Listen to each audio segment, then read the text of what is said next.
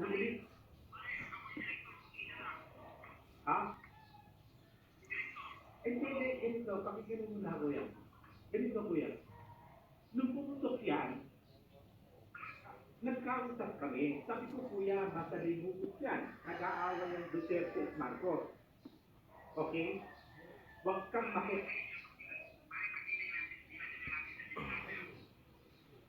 kaya nga ganito, padre.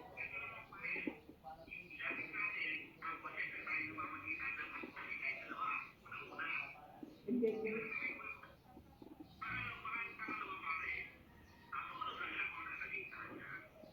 Yung kuya, padre, no? Naiintindihan ko yun. Kaya uulitin ko, padre, yung mama, hindi niya ginusto ang sitwasyon niya. Hindi niya ginusto, padre. Never.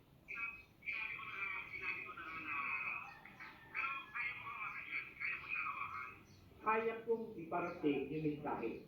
Pero yung sariling desisyon. Kaya nga, ibig sabihin, padre,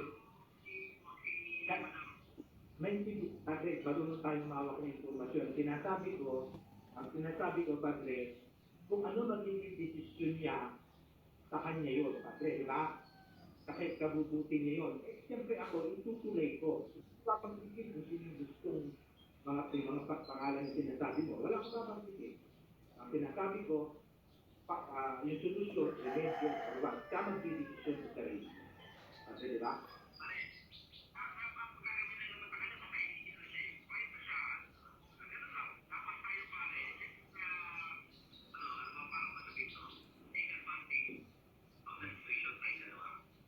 Hindi. Matulungan natin, padre. Kasi siyempre yung mama,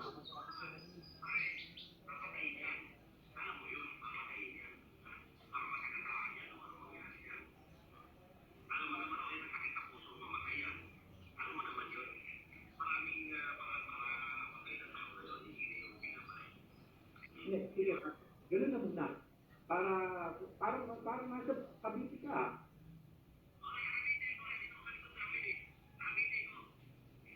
Kasi, ano lang, kipintal ka.